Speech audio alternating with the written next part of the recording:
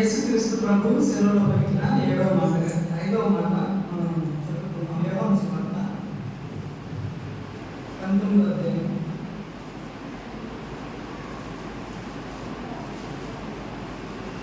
28వ వచనం.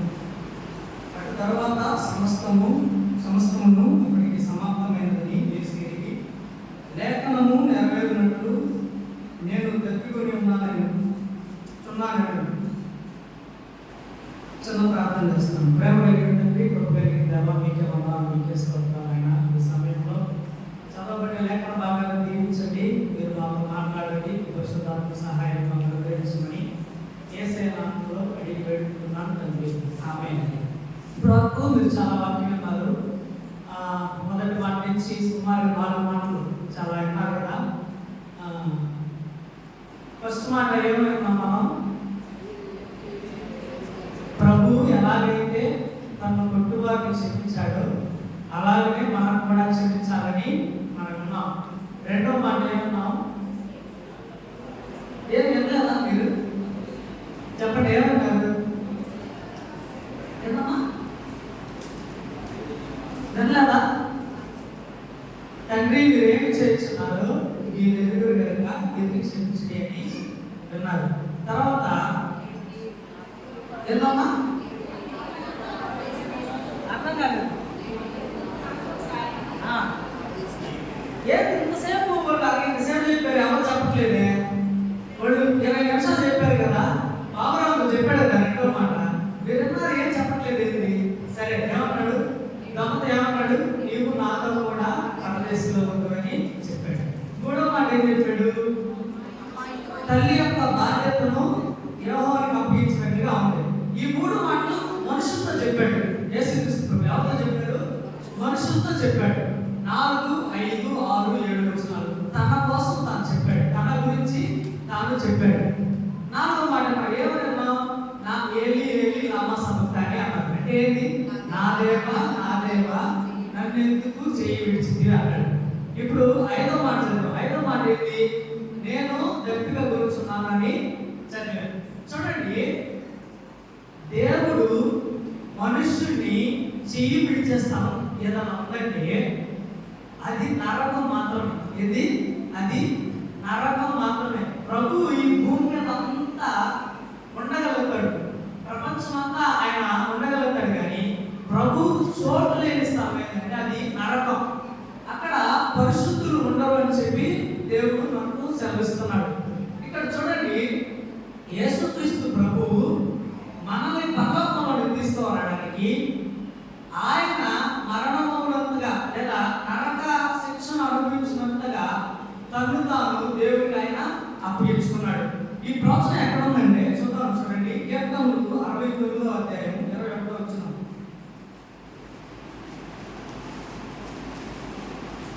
ఆయన దప్పికొంటున్నాను అన్నాడు. తర్వాత చూడండి 69:21 ఏముందంటే, దప్పికొంటున్నానంటే వారు చేదులు నాకు ఆహారంగా పెట్టిరి, నాకు దప్పిక అయినప్పుడు చిరకను త్రాగనిచ్చిరి. అలాగే చూడండి, కీర్తనలు 22వ అధ్యాయం 15వ వచనం. 22వ అధ్యాయం 15వ వచనం.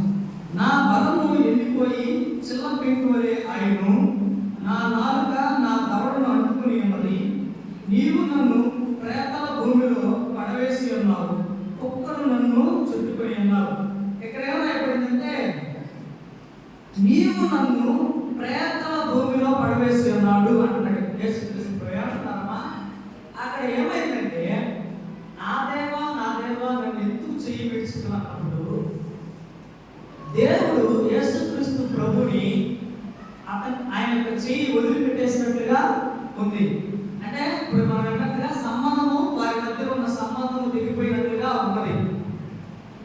ఈ సంబంధము వాళ్ళు ఎంతకాలం నుంచి భూమి సృష్టి మొదలు కాకముందు ఏకముగా ఉన్నారు తండ్రి కుమార పరిశుద్ధాత్మ. అలాంటి వారు పాపభరితమైన పాప బ్రతుకులో ఉన్న నీవు నేను పరలోకానికి వెళ్ళాలని తండ్రిని అది ఆ పరలోక రాజ్యం ఎలాంటిది విడిచిపెట్టకూడని భాగ్యం. అలాంటి దాన్ని విడిచిపెట్టి ఈ లోకానికి వచ్చి తన్ను తాను మన అతిక్రమ దోషం నిమిత్తం ఆయన ఏం చేశాడు? తను తాను దేవునికి అప్పగించుకున్నాడు. తద్వారా దేవుడి నుంచి వేరైపోయి ఆయన ఇప్పుడు ఎలా ఉన్నారన్న ఆయన పరిస్థితి, ఆయన దప్పిక ఉన్నది. దప్పిక ఎక్కడ ఉన్నది? బైబిల్లో చాలా సంఘటనలు ఉన్నాయి. ఒక ఆయన ఉన్నాడు, లూకాసు వార్త చూడండి, చెప్తాను. 16వ అధ్యాయం, లూకాసు వార్త 16వ అధ్యాయం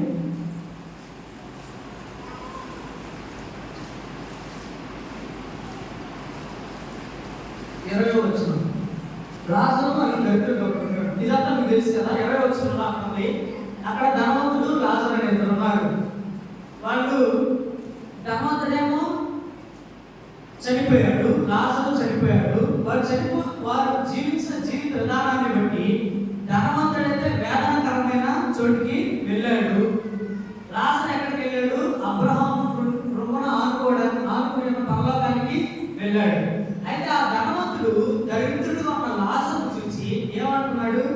చూడండి 24వ వచనం. తండ్రివైన అబ్రహాము నా యందు కనికరపడి తన వేలి కొనను నీళ్ళలో ఉంచి నా నాలుక చల్లార్చుటకు లాజరును పంపుము, నేను ఈ అగ్నిజ్వాలలో యాతన పడుచున్నానని కేక వేసి చెప్పాను. పాతాళంలో ఉన్న ధనవంతుడు ఏం కోరుకుంటున్నాడంటే, వాటర్ అంటే నీళ్ళను కోరుకుంటున్నాడు. అక్కడ పరిస్థితి ఎలా ఉంది? వేదన అవుతున్నాడు, దాహం అవుతుంది, బాధపడుతున్నాడు. అలాంటి పరిస్థితుల్లో నేను దప్పికుని ఉన్నాను, నాకు ఎక్కువ వాటర్ అవసరం లేదు, తన వేలి కొన వస్తుంది ఒక చుక్క, ఆ చుక్క వాటర్ అయినా ఇచ్చినా పర్వాలేదు అన్నట్లుగా ఆయన అడుగుతున్నాడు ధనవంతుడు. చూడండి, పాతాళంలో భయంకరమైన దప్పిక ఉంటుంది.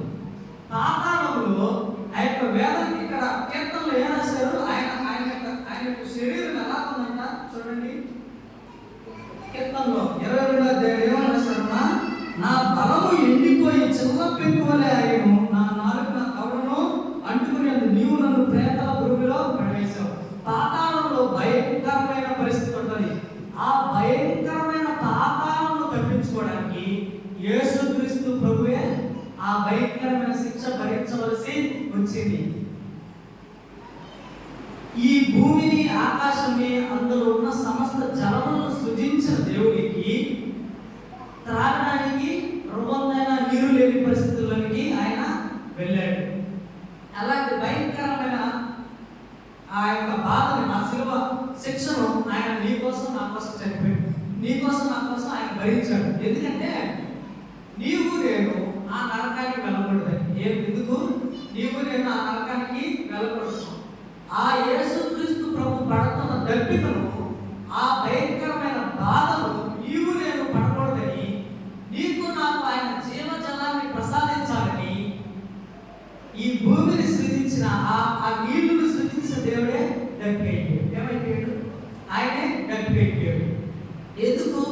నీకు నాకు ఆ నరకాన్ని దూరం చేయాలి. అయితే గుర్తుపెట్టుకోండి, పరిశుద్ధులు నరకంలోకి వెళ్ళరు. నరకంలోనికి ఎవరైతే దేవుడికి అయిష్టంగా బ్రతుకుతారో, దేవుడు చెప్పినట్టు దేవుడి మాట వినరో, వారు మాత్రమే నరకానికి వెళ్తారు. ఆ నరకం యొక్క పరిస్థితి బహు వేదనకరమైన పరిస్థితి, బహు భయంకరమైన పరిస్థితి. అది మనుషులుగా నీకు నేను ఓర్చుకోలేని పరిస్థితి. ఆ ఓర్చుకోలేని పరిస్థితిని తప్పించడానికి యేసుక్రీస్తు ప్రభువే ప్రేతల భూమిలోనికి వెళ్ళవలసి వచ్చింది. ఆయన నాలుక ఆయన దవడను అందుకున్నట్లుగా అంత దాహము ఆయనకి కలిగింది. చూసారా? ఎందుకు దాహం అవుతుందంటే ఆయన ఏం అప్పగించారంట? చేదు చెరుకును అప్పగించారు. సోపుతో పట్టుకుని ఆ చేదు చెరుకును ఆయనకి అప్పగించారు. అంత కఠినమైన పరిస్థితి నుంచి నీవు నేను తప్పించబడాలని దేవుడు కోరుకుంటున్నాడు. నీకు నాకు జీవజలాన్ని ఇవ్వాలని ఆయన కోరుకుంటున్నాడు. నీ నా దప్పికను తీర్చాలని ప్రభువు కోరుకుంటున్నాడు. అయితే మనం ఏం చేస్తున్నాం? ఈ లోకంలో మనకు మన బరువులు లేదా మన యొక్క దప్పికలు వేరే వాటి మీద ఉన్నాయి, వేరే పరిస్థితుల మీద ఉన్నాయి. అంటే ఈ లోక సంబంధమైన దప్పికను మనం కలిగి ఉన్నాం. దేవుడైతే నిన్ను నన్ను పరలోకంలో కూర్చుండ పెట్టాలని, నిన్ను నన్ను ఆయన బిడ్డగా చేసుకోవాలని దప్పికతో ఆయన మరణంలో పోనంతే నరక శిక్షను ఆయన భరిస్తున్నాడు. కానీ నీవు నేను ఈ లోకం యొక్క దప్పికల చేత మునిగిపోకూడదు. ఈ లోకంలో అది కావాలి, ఇది కావాలి, అది చేయాలి, ఇవి చేయాలని ఏ కాడికి దాని పరిగెత్తుతా అదే ధనదాహం, లేదా ఇంకా ఏమంటారు రకరకాల దాహాలు ఉంటాయి మనుషులకి.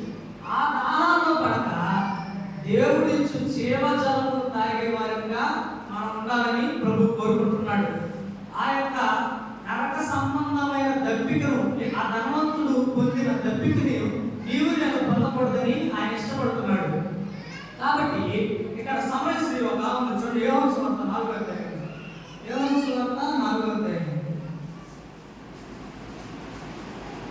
ఇక్కడ 9వ వచనం, ఆ సమయశ్రీ ఎదురువేళ నీవు సమయశ్రీ నన్ను దాహమునికి మరి ఎలా అడుగుతున్నావు అని చెప్పాను. ఈ సంఘటన కూడా మీకు తెలిసిందే. అయితే యేసయ్య ఏమడిగాడు సమయశ్రీని? నాకు దాహమునికి నీళ్లు ఇవ్వమని అడిగాడు. అయితే ఆ నీళ్లు బాహ్య సంబంధమైన నీరు, అవి కొద్దిసేపు దాహాన్ని తెలుస్తాయి కానీ, అయితే దేవుడు ఆమెతో చెప్పిన మాట చూడండి 13వ వచనం, యేసు ఈ నీళ్లు తాగు ప్రతి వాడును మళ్ళా దప్పికొను, నేనిచ్చు నీళ్లు త్రాగువాడని వాడెప్పడనూ దప్పికొండు, నేను వారికి ఇచ్చు నీళ్లు నిత్య జీవమునకై వారిలో ఊరిడి నీటి పొగగా ఉంటుందని ఆమెతో చెప్పాను. ఆ స్త్రీ ఆయన చూసి, అయ్యా నేను దప్పికు కొనుక్కుంటున్నట్లు చేదుకుంటూ కింద దూరం రాకుంటున్నట్లు ఆ నీళ్లు నాకు దయచేయమని చెప్పాను. ఇక్కడ చూడండి, సమయశ్రీ ఆయన అంటున్నాడు, ఏమంటున్నాడు? నేనిచ్చే నీళ్లు తాగువాడు ఎప్పటికీ దప్పిక పండు అన్నాడు. ఆ నీళ్ళు ఎలాంటివంట? నిత్య జీవమునకై వారిలో ఊరిడి నీటి బొగ్గగా ఉంటున్నాడు. నీకు నాకు నిత్య జీవం అనే నీటిని ఆయన ఇవ్వడానికి, నిన్ను నన్ను నిత్య జీవంలో ఆ పరలోకంలో కూర్చోబెట్టడానికి ఆయన దప్పికొన్నాడు. ఎందుకు దప్పికొన్నాడు? ఆయన దప్పికొన్నాడు. ఎందుకు? నీకు నాకు జీవజలాన్ని ప్రసాదించాలి. అయితే ఈ క్షణం మనం ఆలోచించాలి, ఆ జీవజలాన్ని పొందుకున్న స్థితిలో మనం ఉన్నామా లేవా అనేది మనము పరీక్ష చేసుకోవాలి. ఆ జీవజలాన్ని, ఆయన ఇచ్చే జీవజలాన్ని లేదా ఆయన ఇచ్చే నిత్య జీవాన్ని పొందుకున్న స్థితిలో మనం ఉన్నామా, లేక ఇంకా అమ్ములు చెప్పినట్లుగా ఏవో దొరుకు కాకుండా ఆయన్ని వెతకుండా ఇంకా తర్వాత సమయం ఉందలే అన్నట్లుగా మనము ఆ సమయాన్ని పోగొట్టుకుంటున్నామా? అయితే గుర్తుపెట్టుకోండి, ఈ లోకంలో మనిషికి ప్రాణం ఉన్నంత వరకు, లేదా ఈ చెవులో మాట వినబడేంత వరకు యేసుక్రీస్తు ప్రభు నీ జీవజాలాన్ని ఇవ్వగలరు. కానీ ఒక్కసారి దేవుడు నమ్మకుండా నరకానికి వెళితే అక్కడ వేలి కొనున్న చుక్క జలం కూడా దొరకదు. అలాంటి భయంకరమైన పాతాళం తప్పించడానికి యేసుక్రీస్తు ప్రభు ఏం చేశాడు? ఆయనే దప్పికొన్నాడు. ఎందుకు? నీ దప్పికి తీర్చడానికి. ఎందుకు దప్పికొన్నాడు ఆయన? నీ దప్పికి తీర్చడానికి. అయితే దప్పికి తీర్చాలని సమయశ్రీ దప్పికి తీర్చాలని యేసే చూసినప్పుడు ఆమె సరెండర్ ఏం చేసేది? ఆమె సరెండర్ అయ్యి, ప్రభా నువ్వు నాకు ఇవ్వు ఏమంటున్నాను చూడండి, ఏమంటున్నాను 15వ వచనం సగంలో చదువుతున్నా, ఆ నీళ్లు నాకు దయచేయి అని అడిగింది. ఏమడిగిందని? ఆ నీళ్లు నాకు దయచేయని అడిగింది. నువ్వు అడిగావా? ఆ నీళ్లు నువ్వు పొందుకున్నావా? నువ్వు రక్షింపబడ్డావా? ప్రభు కోసం బతుకుతున్నావా? ఇంకా ఈ లోక సంబంధమైన దాహాలను పరిగెత్తుతూ దేవుడు నీకు అందించాలనుకున్న ఆ జీవజలాన్ని తృణీకరిస్తూ బ్రతికితే దేవుడు చేసే గొప్ప శిలువ యాగానికి ప్రతిఫలం ఉండదు. కాబట్టి ఆ శిలువ యాగాన్ని వ్యర్థం చేయబాక. ఆ శిలువ యాగాన్ని నీ హృదయలో ఉంచుకొని యేసుక్రీస్తు కోరుకున్నట్టుగా ఆయన అనుగ్రహించబోతున్న జీవజలాన్ని నువ్వు త్రాగే స్థితిలో నువ్వు రావాలని, ఇంకా రక్షింపబడాలని ప్రభు ఈ మాటలో మనకు తెలియజేస్తున్నాడు. దేవుడు ఈ మాటను దీవించుగాక. ఆమేన్.